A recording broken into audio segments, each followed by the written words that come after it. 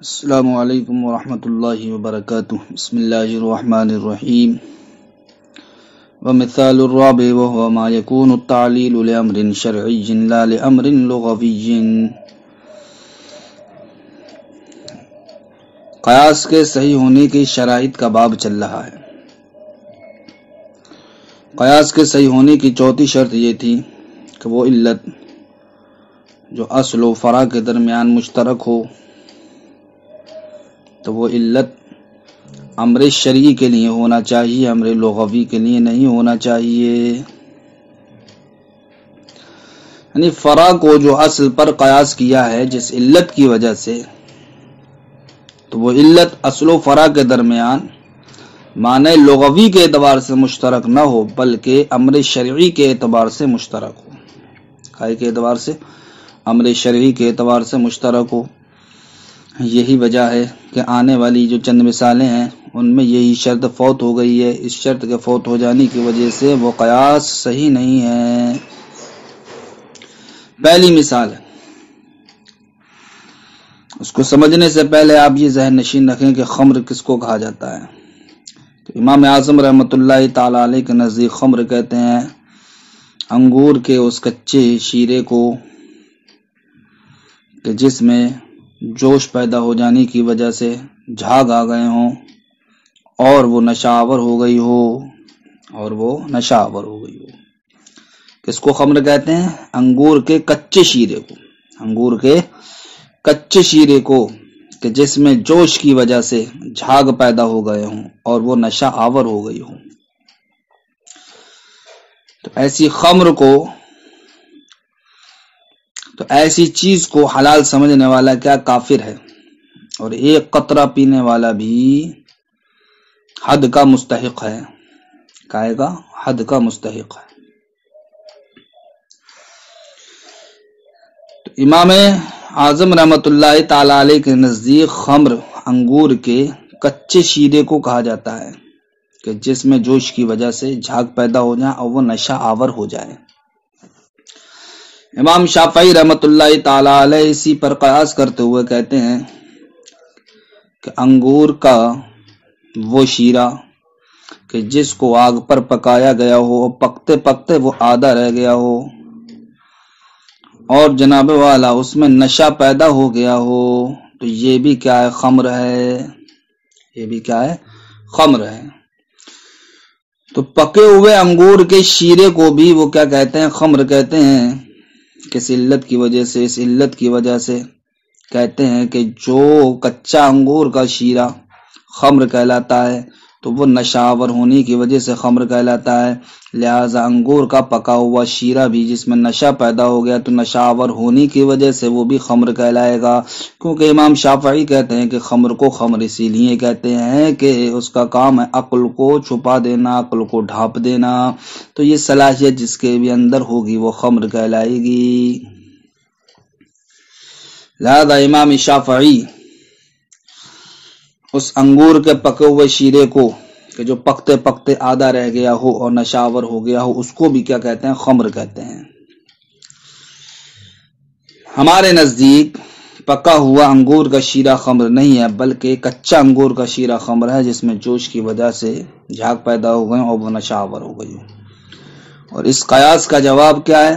یہ جو قیاس امام شافعی رحمۃ اللہ تعالی علیہ نے کیا ہے اس کا جواب یہ ہے کہ قیاس کی اس میں چوتھی علت فوت ہو رہی ہے. اس لیے کہ یہاں پر آپ نے جو قیاس کیا ہے پکے ہوئے انگور کے شیرے کو جو آپ نے خمر کیا قیاس کرتے ہوئے کائے پر؟ کچے انگور کے شیرے پر نشاور ہونے کی وجہ سے، یہ جناب والا قیاس امر لغوی کے لیے ہے نہ کہ امر شرعی کے اعتبار سے. یعنی معنی لغوی کے اعتبار سے آپ نے ایک حکم کو پکے ہوئے شیرے کی جانب کیا کیا ہے؟ منتقل کیا ہے. امر شرعی کی وجہ سے نہیں کیا ہے. اور قیاس کے صحیح ہونے کی شرط یہ ہے کہ علت جو اصل و فرع کے درمیان مشترک ہو وہ امر لغوی کے اعتبار سے نہیں بلکہ امر شرعی کے اعتبار سے. اس لیے امام شافعی کا پکے ہوئے انگور کے شیرے کو خمر کہنا قیاس کرتے ہوئے کچے انگور کے شیرے پر نشاور ہونے کی وجہ سے یہ قیاس درست نہیں ہے. ایسے ہی جناب والا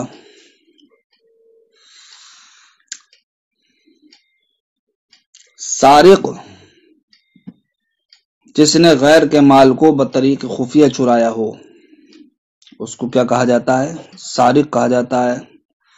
اس کی حد یہ ہے کہ جب انسان کوئی چوری کر لے تو اس کے ہاتھ کاٹے جاتے ہیں۔ تو امام شافعی رحمۃ اللہ تعالی علیہ اسی معنی کا اعتبار کرتے ہوئے کہتے ہیں کہ نباش کے بھی جناب والا کیا کاٹے جائیں گے؟ ہاتھ کاٹے جائیں گے، اس لیے کہ سارق کہتے ہیں جو دوسرے کے مال کو بطریق خفیہ چرا لے۔ یہی معنی نباش کے اندر بھی پائے جاتے ہیں۔ نباش کہتے ہیں کفن چور کو، کیونکہ وہ بھی دوسرے کا مال خفیہ طور پر چرا رہا ہے۔ تو معنی میں نباش بھی سارق کے شریک ہوا امام شافعی رحمۃ اللہ تعالی علیہ کے نزدیک، لہذا وہ کہتے ہیں کہ جو حکم سارق کا ہے وہی حکم کیا ہوگا؟ اب نباش کا ہوگا۔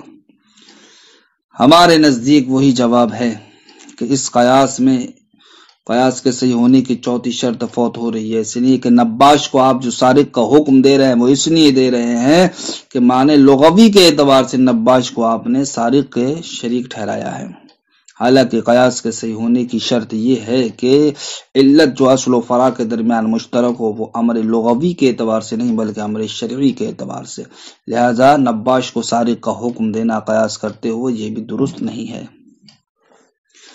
ومثال الرابع، چوتھی کی مثال، یعنی کہ علت و فرع کے درمیان جو اصل و فرع کے درمیان جو علت مشترک ہے تو وہ امر لغوی کے اعتبار سے نہ ہو بلکہ امر شرعی کے اعتبار سے ہو۔ اس کی مثال فی قولہم، شوافع کے قول میں کیا ہے؟ المطبوخ والمنصف خمر، انگور کا وہ شیرہ جو پکتے پکتے آدھا رہ گیا ہو، کہتے ہیں امام شافعی کہ وہ کیا خمر ہے۔ کیوں؟ لأن الخمر انما کان خمرا لأنه یخامر العقل، اس لیے کو خمر اسی لیے کہا جاتا ہے کہ وہ عقل کو چھپا دیتی ہے۔ خمر کا معنی کیا تھا؟ عقل کو چھپا دینا، لہذا جہاں جہاں یہ معنی پایا جائے گا اس کو امام شافعی کیا کہتے ہیں؟ خمر کہتے ہیں۔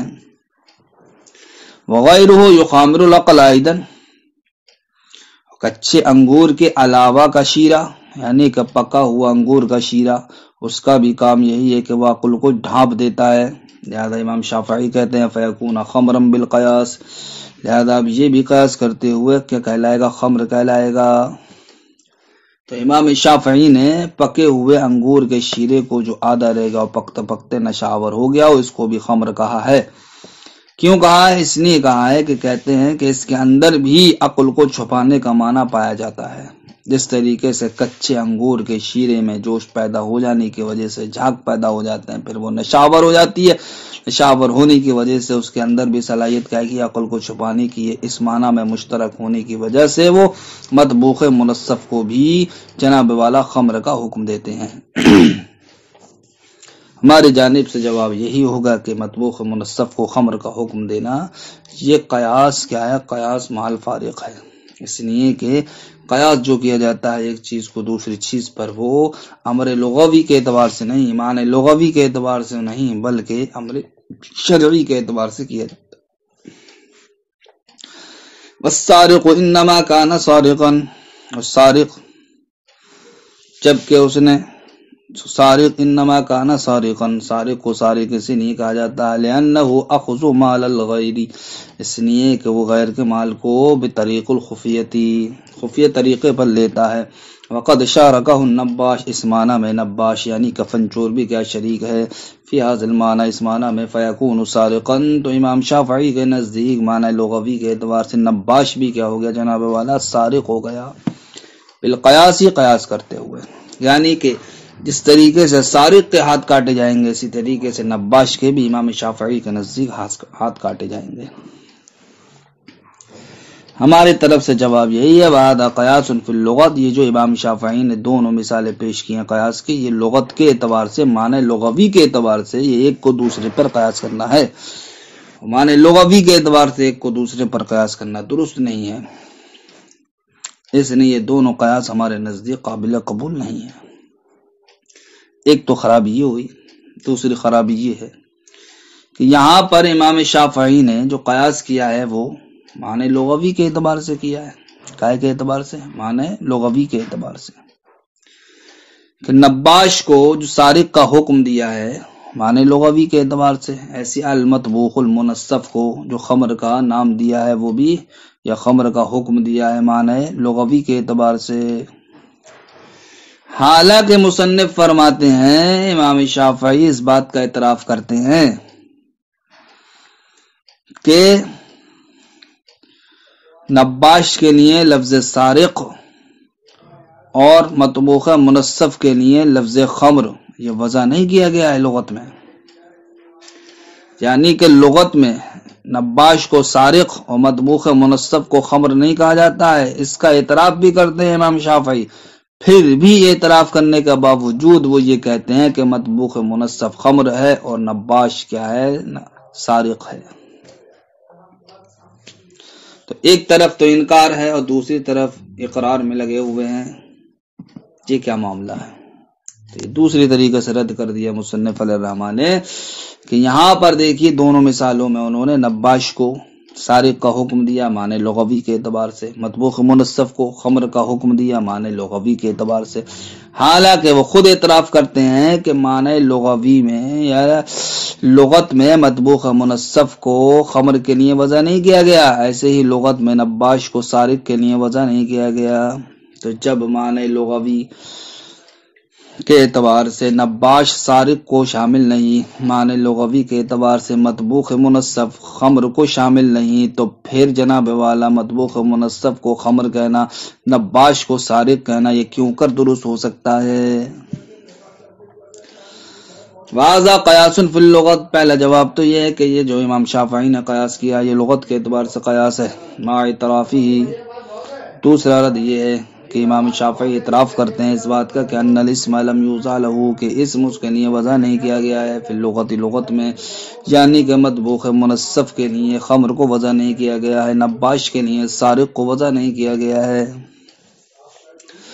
والدلیل على فساد هذا النوع من القياس ان العرب يسمي الفرس ادهم لسواده وكميتا لحمرته، ثم لا يطلق هذا الاسم على الزنجي والثوب الاحمر، ولو جرت المقایسة في الاسامي اللغوية لجاز ذلك لوجود العلة۔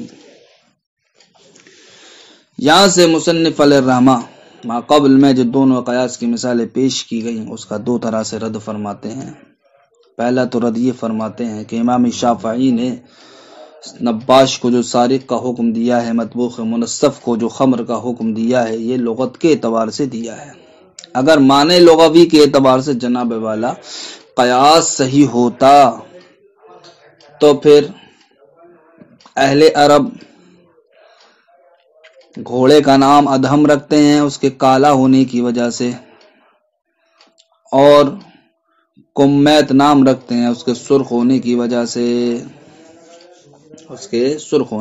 سے، ادہم کہتے ہیں کالے کو اور کمیت کہتے ہیں سرخ کو۔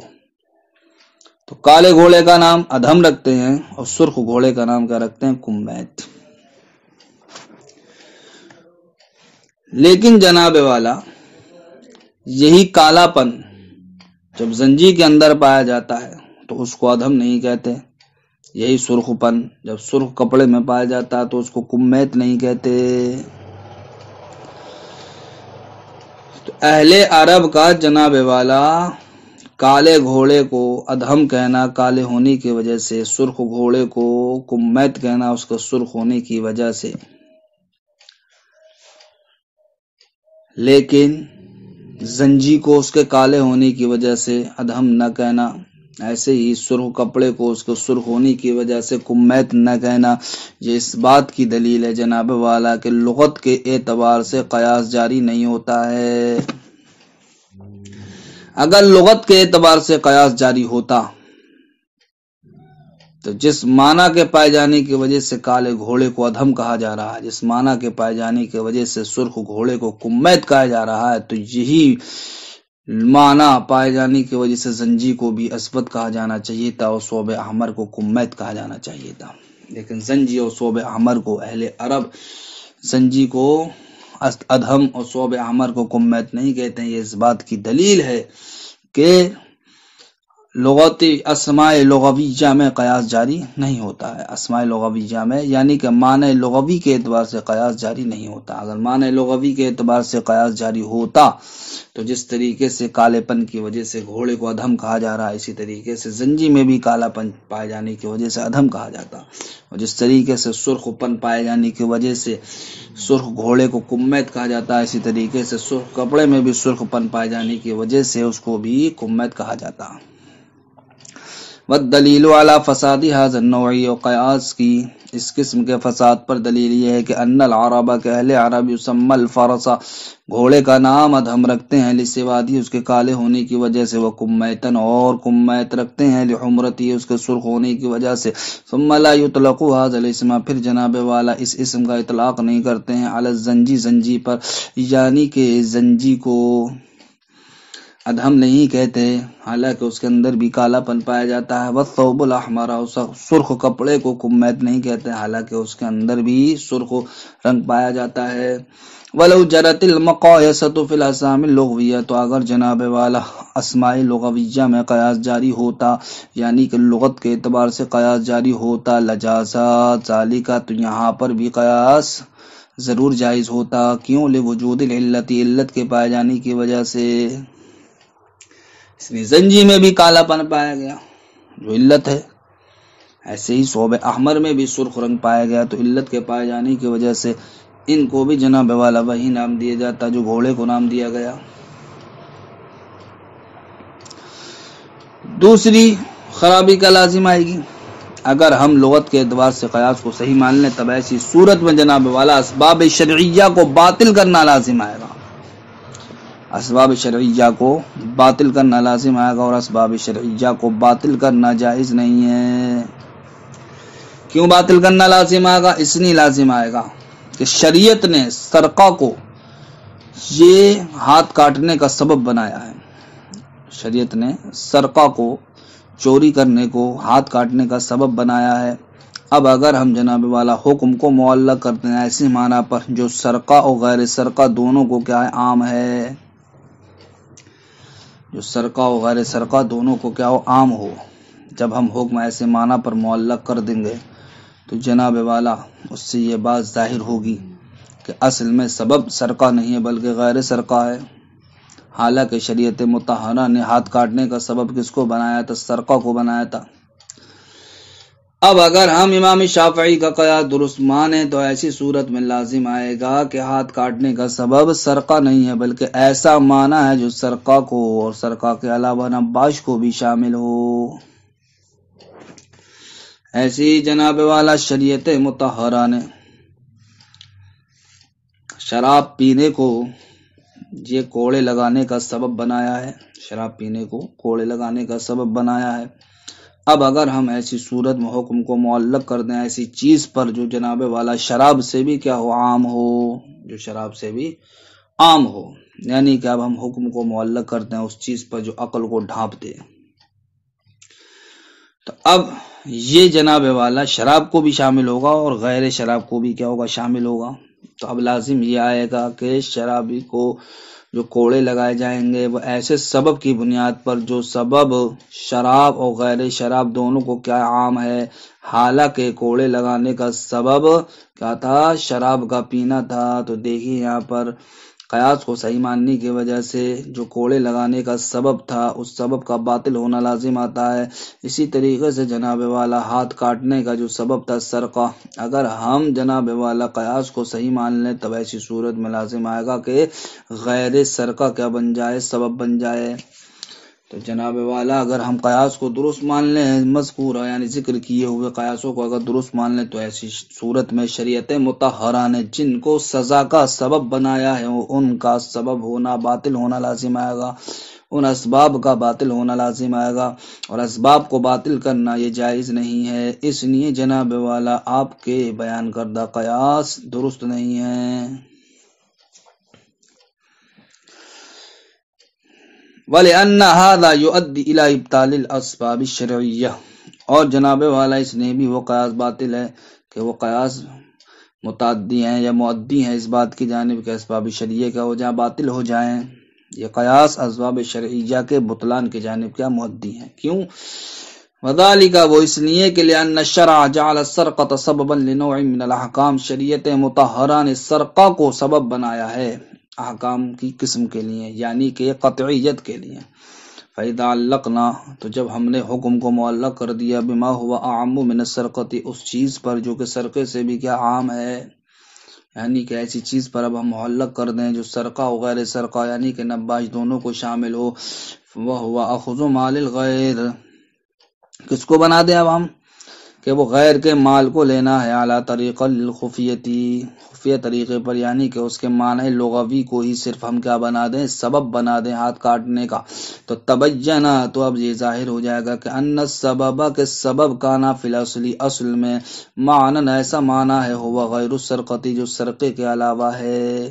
اور شریعت مطہرہ نے قطعیت کا سبب کس کو بنا تھا، سرقے کو، اور قیاس کو درست ماننے کی وجہ سے لازم کیا آ رہا ہے، غیر سرقہ کو سبب ماننا. تو یہ جو سرقہ سبب تھا وہ باطل ہو گیا نہیں ہو گیا، کائے سے، غیر سرقہ سے. وَكَذَلِكَ، اسی طریقے سے جعل شرب الخمر، شریعت مطہرہ نے شراب کے پینے کو لسببا، یہ سبب بنایا، لنوع من الاحکام، احکام کی قسم کے لیے، یعنی کہ شرابی کو جو کوڑے مارے جاتے ہیں وہ کیوں مارے جاتے ہیں، شرب خمر کی وجہ سے. تو اس سزا کا سبب کس کو بنایا، شرب خمر کو. لیکن ہم قیاس کو درست مانیں گے تو شرب خمر کو، اب شرب خمر کو سبب نہیں مان سکتے، بلکہ ایسی چیز کو سبب مانیں گے جو خمر ہو غیر خمر دونوں کو کیا شامل ہو. اب وہ کیا بنے گا چیز، جو چیز عقل کو ڈھانپ لے. تو اگر ہم عقل کو ڈھانپنے والی چیز کو سبب بنا دیں تب ایسی صورت میں شریعت مطہرہ نے جس کو کوڑے لگانے کا سبب بنایا تھا اس سبب کا باطل ہونا لازم آئے گا. فَإِذَا عَلَّقْنَا الْحُكْمَ، تو جب ہم حکم کو معلق کرتے ہیں بِأَمْرٍ، ایسے امر پر، عام من الخمر، جو عام ہو خمر سے، تو تبینہ، تو ظاہر ہو جائے گا کہ ان الحکم کانا فی الاصلی، کہ حکم اصل میں جناب والا متعلقا بغیر الخمر، متعلق ہے کیا، شراب کے علاوہ کے ساتھ. حالانکہ حکم جو متعلق تھا وہ شراب کے ساتھ تھا. تو یہ قیاس ماننے کی وجہ سے سبب کا بطلان لازم آیا نہیں آیا. اس سے بچنے کے لیے جناب والا ہمیں یہی کہنا پڑے گا کہ ما قبل میں جو امام شافعی نے 2 قیاس پیش کیے ہیں، اس قیاس میں چوتھی علت کے فوت ہو جانے کی وجہ سے وہ قیاس درست نہیں ہے. السلام علیکم.